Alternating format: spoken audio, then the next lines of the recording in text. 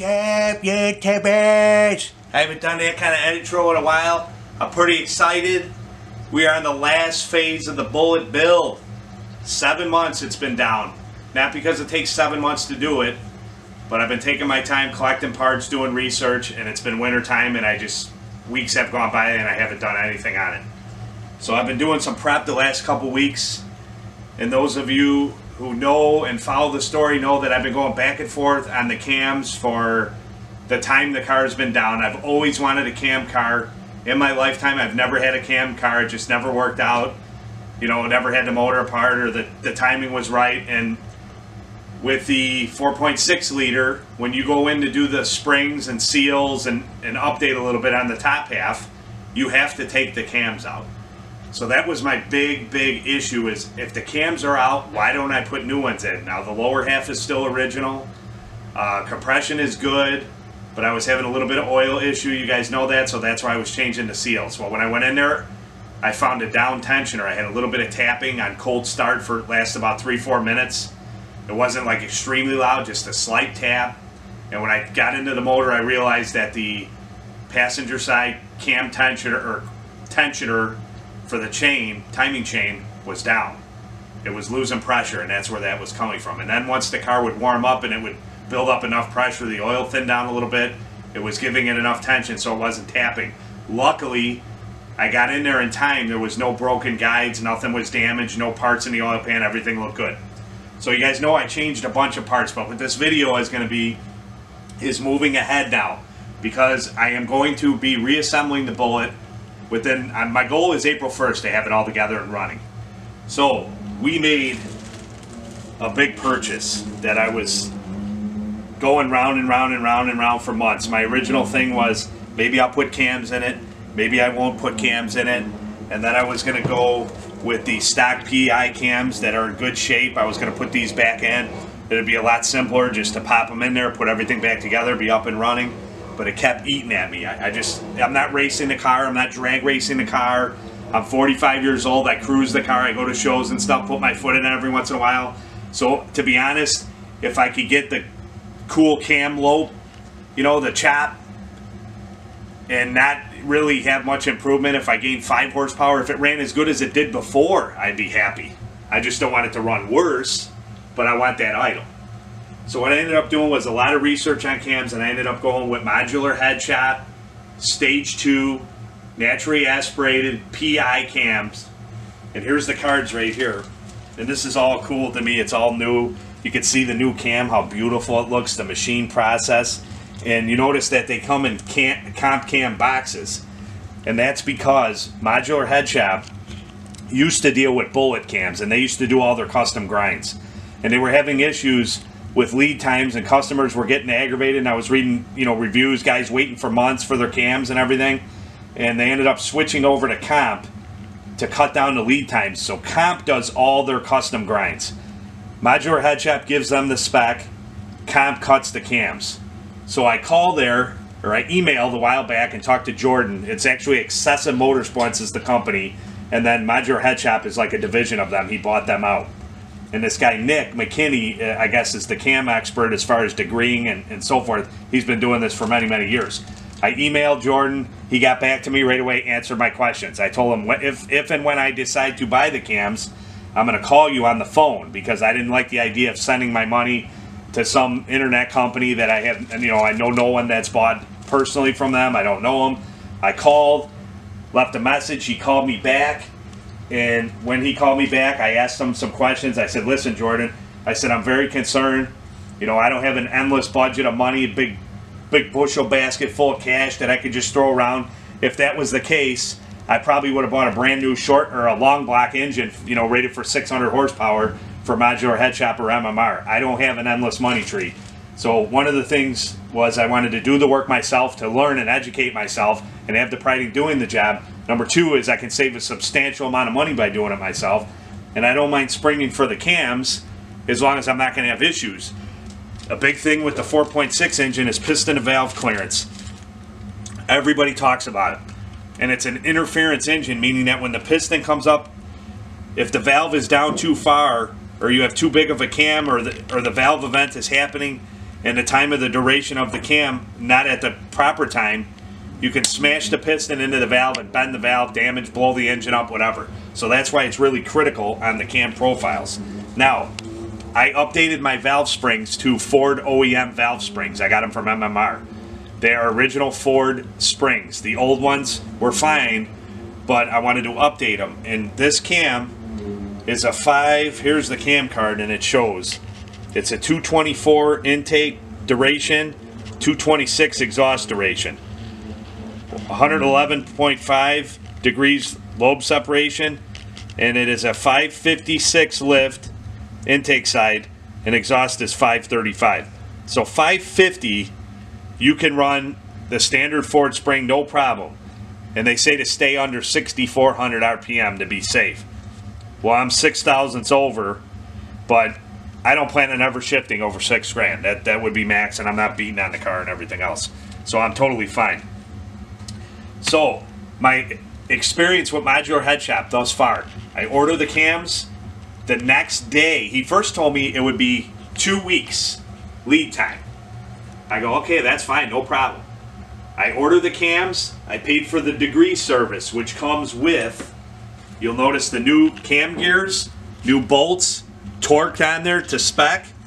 And the degree service also comes, well, you have to buy this separately, but you buy the trick flow adjustable crank gears, and this is to time both cams in relation to each other with the crank. So what they do is they degree these and they adjust them, and then they drill and dowel them to make a one-piece unit. And then the idea is once I put this crank gear on and I put my cams in and I line up all the timing marks, they already degreed them. They degree them on a test engine, and it might not be the exact scenario as my engine, but it's going to get me within a degree or two. And you can see here, they got this lined up 110 degree center line, right? This one was okay. That's where it was, 110. The other one shows 106 R4. So I'm not a cam expert. This is the first time I've done it, but what this is telling me, what I'm gathering, and if you guys know something different, let me know. I'm saying that it was retarded 4 degrees on the one side. And you could see if you look at the gear, the teeth are a little bit off. They moved one back and kept the one where it is. So now when it's all lined up, they should be very close to 0, if not 1 degree or whatever. And they guarantee, I think, like 1 or 2 degrees max, which is fine. Comes with the little spacer. So anyway, I am very thrilled about these cams. I'm very excited. I don't have any clue what the sound is going to be like, because these are the Generation 2 Stage 2 cam. There is no YouTube videos on this cam setup whatsoever. So it's all new. I don't know what it's going to sound like. I'm hoping for great things. I'm hoping to get some improvements with supporting mods. They say that these cams can bring up to like 30 horsepower, 25 to 30 horse. I'm not going with long tube headers. I don't like headers for dailies. They're a pain to put on. They create a lot of heat. There's not a lot of room in there. Gaskets blow out. I've had headers in the past. They're a pain in the butt. If I was drag racing the car and I was looking for every ounce of power, I would definitely get headers, but I'm not getting headers now. So what the Bullitt has stock airbox, which I'm keeping in place. 1, for the originality. 2, for a lot of these cold air inductions that I read about and stuff, they really don't do all that big of an improvement. The Bullitt intake itself is a Ford Racing intake manifold that was used on the Cobra, and it's, you know, it adds a lot more air coming in, which the guy told me, Jordan told me, would work really well with these cams to get that extra air charge. The airbox is more than substantial. I got a K&N dropping in there with the air silencer removed to get a little more air in there. I have an off-road H-pipe on the car. I'm keeping the stock Bullitt mufflers in place. I think what I'm going to do is get a set of the pipes E cutouts at some point, hopefully this summer, and where I have the option to flip a switch and open up the exhaust. Off-road H-pipe, like I said, and those are the specs that I gave them at American Muscle when I also ordered the SCT X4 tuner this week. And Bama does their custom tunes on there. So I answer a series of questions, gave them all the information, the cam profile and everything, and they contacted me yesterday and say that all the tunes were written and they sent the unit out. Now what you do with that is you hope that they're close. I can data log keep the information, send it over to Bama, and then they can readjust the tune as they need. Maybe a little bit of timing or air-fuel ratio, whatever. Hopefully that works out good. If I have problems with that and I'm going back and forth and I'm not completely satisfied, the next option is to take it into a dyno, put it on the rollers, let them tune it once, and be done with it. So, I want to show you real quick here the PI cams. These are the old cams. And if you look at the top of the cams, I didn't do any measuring with a caliper or anything like that, but if you look at them, you could definitely see there's a difference on the lobe as far as the distance across the top before it tapers off in comparison to the PI cam. The PI duration is like 195 intake, 205 exhaust. 224 to 226 is going to be a big difference. And that's what gives you that chop. Not so much the lift, but the duration. How long the valves are open before the next one opens and closes, and that overlap that you get. So I'm pretty excited about these cams. Like I said, I'm very excited about these cams, but I'm also very nervous because I'm not an expert at this. This is the first time I've worked on a single overhead cam motor. The timing and all these things that you have to research are very intimidating. For a guy that does this every day or works on them all the time, it's like no big deal. But for a guy like me, I have to be very cautious that I don't miss any steps, cover all my bases. I've been doing a lot of reading, and these are the 3 publications that I've been reading. This is not actually a publication, but it's the Ford Racing Complete Timing Kit that I ordered from American Muscle months back.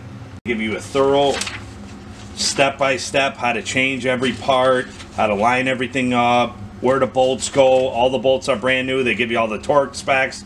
They show you the lining up the timing marks. So that's very, very, very informative. The other one I bought was the 4.6 and 5.4 Ford engines, how to rebuild by George Reed. This has a lot of information. None of them seem to have all the information, so you have to plug in the gaps between them. The other one is the Ford Mustang Haynes repair manual. This covers everything, every component of the car, but they have a engine reconditioning section. So I managed to pull bits from each of these, plus look online, plus pick a few people's brains. I want to give a little shout out to Jose Figueroa. He's in our Team Integrity RCs on my Ford Mustang meeting community. I've asked him a couple questions. He has experience with 4.6s. Also my cousin Dan.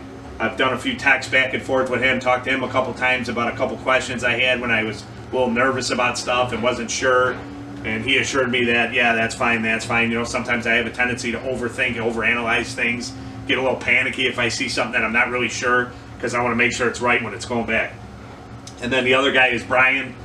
He is my Ford mechanic. He works on my vehicles. If there's something that's outside of my realm that I can't figure out, or something complicated where I need, you know, more extensive equipment, Brian, he owns his own shop. He's been a Ford mechanic for 20 years. He also has given me information and helped me out, so I want to thank those guys.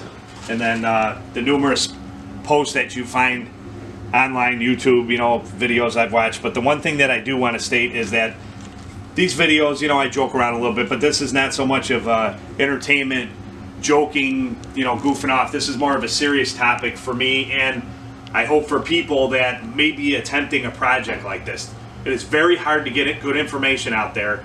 You could get people talking all kinds of stuff in forums. Oh yeah, you just do that, you do that, man, you do that. Yeah, just bust it out, man. You put the bolt slapping in there, you're good to go. And that's not the case. This is serious stuff. It's an engine. Everything's got to be right. And I'm trying to get all the information to the best of my ability to give you guys the right information. And I don't know what's going to happen. I could run into problems. The car might not run. Something could be wrong. The cam could be wrong. I could be wrong doing something. I don't know. I'm trying to cover all my bases. And I'm hoping that at the end of this video series, I have something really good on YouTube to put out there to help people out if they ever want to do this type of task. And the last thing I want to mention is I've watched a lot of videos and getting to this point where I see these guys, you know, and I give them all the credit in the world. They want to fix their stuff. They're ambitious. They want to get in there, tear things down. And they got all this stuff, and they're, man, pulling this out, gonna do a coyote swap, putting a new engine, I'm camming it out, I'm building this, I'm doing that. You hear all this stuff, parts laid out all over the floor, stuff everywhere, and then months go by. Where's the update? Where's the update? No update. Or put the motor back together, sent a piston through the side of the wall, crushed the valves, had to take it apart again, forgot to do this, had to take it apart again, forgot to do this, had to take it apart again. And then the fourth time, they maybe get the engine back together. To me, that's not a valuable video. it's a valuable video to show you how not to do things, but not to do it the right way. Another guy, he's, you know, doing the cam swap and all this stuff and the seals and all that, showing how to do the process of springs like I did, and using a stage 3 or 4, I think it was a stage 4 cam in a stock engine. And I'm thinking to myself, I'm not an expert, but that cam is way too big for the stock PI heads. You cannot do it. You can't do it. So it goes through the process, and that video is pretty informative, you know, and shows the operation of the tool. That's cool. And then you get like further on, put it back together, having PTV issues. Put it back together, take it apart, put it back together, having PTV issues. Not working, not running. What I finally did was took it over to so-and-so speed shop, and they took care of it all for me and redid it all. Again, not a valuable video to show people, you know, what and what not to do. And again, I want to clarify this, so people that are watching bits of the video, I hope you watch the whole video if you're interested in this type of thing. I am not an expert by any means. I'm a guy that likes to tinker with cars. I'm a millwright by trade, so I have a little machinery experience and understand how things work. But I've never worked on a single overhead cam engine to this extent. Never done this process. So I don't pretend to know everything. I'm not trying to be an expert. But I do have enough sense and knowledge to know when I see something that's not right. I'll be like, that don't seem right, that don't seem right. And then sure, as you go down the line, you see all these mistakes and everything. Again, not a valuable video in my opinion to put out there. In fact, if I went through this whole process and it completely imploded and everything went terrible, which I pray to God that it doesn't, and I hope every day that this goes smooth because I want to enjoy the car and I just love the car and I want to get back to it. But I probably would erase these videos that I put up because in my mind, I'm not doing a service to anybody if I'm giving them bad information. So anyway, enough about that. But the next couple things here, I was just at the store and I picked up another bottle of the Ultra Slick. This is one of the things Jose was telling me for priming the oil pump. I actually put the oil pump on and then I was reading and I'm like, you have to prime the oil pump. A 4.6 oil pump will not prime itself. So Jose was telling me, yeah, I use assembly lube. I fill up the cavity, you spin it over, and then it's primed. So I did that. I used about, you know, a quarter of the bottle, and I went and bought another bottle because I'm going to need it for all the lobes and journals and stuff on the engine starting up. Next thing here is I bought brand new lash adjusters from Ford. I bought brand new cam followers that are Ford. I've had these soaking in oil and 5W20 weight for about 2 weeks now, and I'm hoping that they are primed because the other thing that I fear is starting the engine up and having all kinds of oil, you know, all kinds of metal-to-metal sound with no oil pressure. I'm going to be nervous turning it over. I'm going to prime it before by turning the engine over and running the car, you know, with no fuel to make sure that everything is pumped up before I actually start it. And then I will check the timing marks again to make sure that before it was primed, that I don't jump a tooth or something on the gear. So that I picked up some Marvel Mystery Oil because the car has been down for 7 months. I'm going to take a little capful on each cylinder with the spark plug out, so when I do whip it over dry, I have a little lube on the top side and I don't have any issues with rings sticking or anything else. And the last thing that I got in the other day was my sensors that I ordered. I ordered a new crank sensor, cam sensor, and coolant temperature sending sensor right here, sender. So I ordered these parts, which they work fine, but while I'm in there, I thought, why not just update them? They're not that expensive, and if it helps the car run top notch, I'm all about it. So that's what, last but not least, Permatex Right Stuff. Both publications that I read, and even videos online of guys that seem to be pretty knowledgeable and know what they're doing, recommend the Right Stuff. Not any type of RV, this type of gasket maker, that type of gasket maker, specifically the Right Stuff. Even Ford, the Right Stuff. And I think that this is probably, what I'm gathering, is probably the OEM sealant that the manufacturer's using. Ford, you know, Chevy, I don't know. So I went and bought it. It's very expensive. It was like 18 bucks for this bottle. But I went and bought this because any places where I need to put this, including valve covers and, you know, where the timing cover seats to the oil pan, I'm going to be using this. So what I'm going to, these are the prep valve covers. I posted on Google Plus how my wife was cool and let me wash these in the kitchen sink. That was pretty cool because it was cold out. So anyway, I got these all polished up, all brand new grommets in here. You can get oil past these and leak into your spark plug wells and get oil down in there. And I know that the passenger's or the driver's side valve cover was leaking a little bit. because the service records from the previous owner showed that Ford pointed out that it needed a new valve cover gasket, and he opted not to do it because it was like they wanted to charge him like $700 or something to change the valve cover gasket. So anyway, these are all prepped, new Felpro gaskets. I'm going to put these in there and have them set up so when I go to put them on, because they're extremely tight, I don't want to drop these out and lose them. So, upgrades. Valve seals, Viton by Felpro. Valve cover gaskets, intake gaskets, which at this point, I decided I'm not going to pull the intake off at this point because I know it's not leaking, it's good. I'm going to get the engine back together, and then at another time, I'll probably take the intake off because I have the gaskets here. But I have all the intake gaskets. Lash adjusters, like I said. Cam followers, which are out in the garage soaking in oil. New camshafts. Crank gear. Cam gears.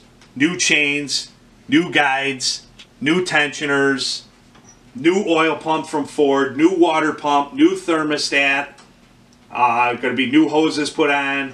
The belt is good. I've also put brand new coils on it this past summer. I put a new EGR valve on it. The IAC has about 4,000 miles on it. Brand new O2 sensors. We got the new H-pipe, like I said. The rear end fluid was changed. The transmission fluid was changed. New brakes on the front. The back brakes were good. Next up is tires. It needs tires. 410 gears. And then the tune, getting the tune dialed in. And I got the windows tinted last year. The Bullitt billboard sticker for the windshield. I'm going to get a shorty antenna, a couple little interior upgrades, and we're good. We're almost there with the Bullitt. So I know it's kind of a long video, I'm rambling on, but I wanted to show you the main focus. I got my camshafts finally. 45 years I've been waiting for a cam car, now I'm going to have it. I just sure hope they work. Thanks for watching, guys. Rich from 2RC Productions signing out.